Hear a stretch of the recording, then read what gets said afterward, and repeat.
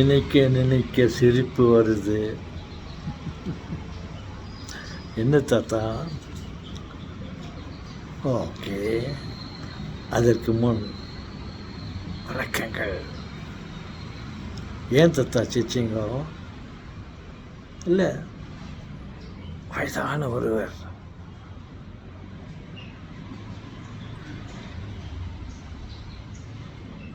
யாரை நம்பி நான் பிறந்தேன்,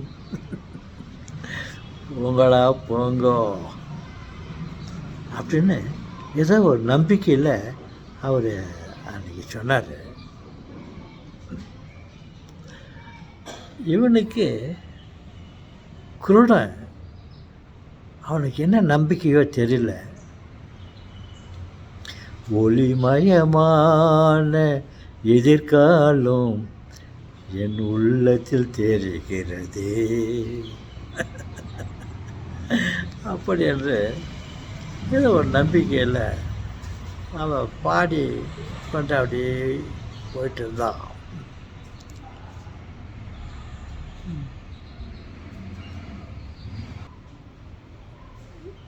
மற்றொருவன்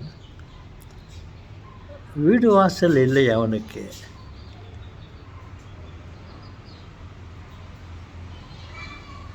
வீடு வாசல் இல்லை, சொந்தமாக அவனுக்கென்று ஒரு வீடு இல்லை.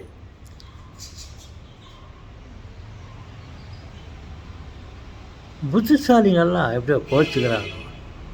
எலியானாலும் அதற்கு ஒரு வீடு வேணும். எலியானாலும் அதற்கென்று ஒரு தனி வீடு வேண்டும். ஆனால் அந்த பாம்பு இருக்கிறத எலி தனக்காக தனக்கு வேண்டிய வீட்டை அதுவே பள்ளம் நோண்டி அது தனக்கு தேவையான வீட்டை அது செய்து சுதாரித்து கொள்ளுது.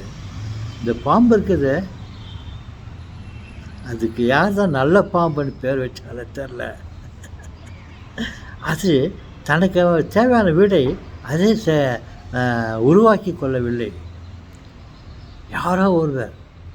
யாரோ ஒருவர் உழைத்து ஏற்படுத்தி கொண்ட வீட்டில் இது போய் கொண்டு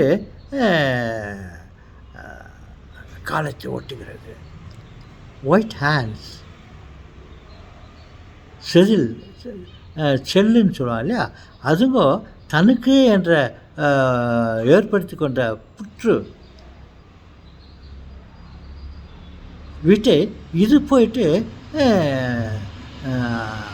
ஆக்கிரமித்து கொண்டது. அதுதான் சொல்லுமே பாம்பு புத்து பாம்பு வீடுன்னு. அதுவாக அந்த வீட்டை உருவாக்கினது இல்லை. வலிமை உள்ளவன் வச்சது எல்லாம் சட்டம் ஆகாது தம்பி சொல்லுவாங்கள்ல. இதுக்கு வலிமை இருக்குதுன்னு சொல்லிட்டாங்க. இருக்க அந்த கேன்சர் செல்லில் அதையெல்லாம் விரட்டி விட்டு அதில் போய்ட்டு பாம்பு புத்துன்னு பேர் வச்சுக்கின்னு என்னுடைய வீடுன்னு சொல்லி பேர் வச்சுக்கின்னு அதை வாழ்த்து கொண்டு இருக்கிறது.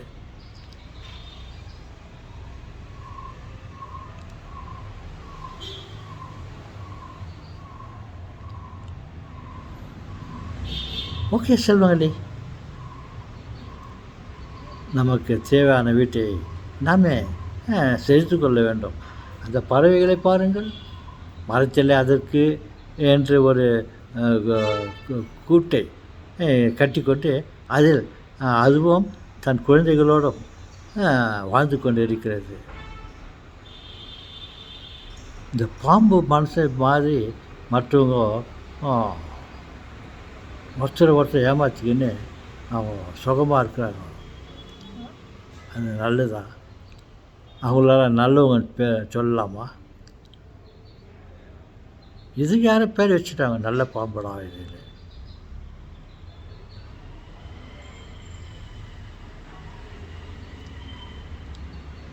ஒரு ஓனாய் இருக்கிறது இல்லையா, அது மற்றவங்களை ஏமாத்துறதுக்காக ஒரு ஆட்டு தோலை அதன் மேலே மூடிக்கொண்டு ரொம்ப நல்ல ஆடு மாதிரி அந்த ஆட்டு மந்திகளோட ஆட்டு மந்தியாக போய் சேர்ந்துக்குது. சேர்ந்துக்கின்னு அப்புறமா தன்னுடைய சுய உருவத்தை காட்டிட்டு மேலே போச்சிருந்த அந்த ஆட்டு தோலை வீசி எரிஞ்சிட்டு மற்ற ஆடுகளை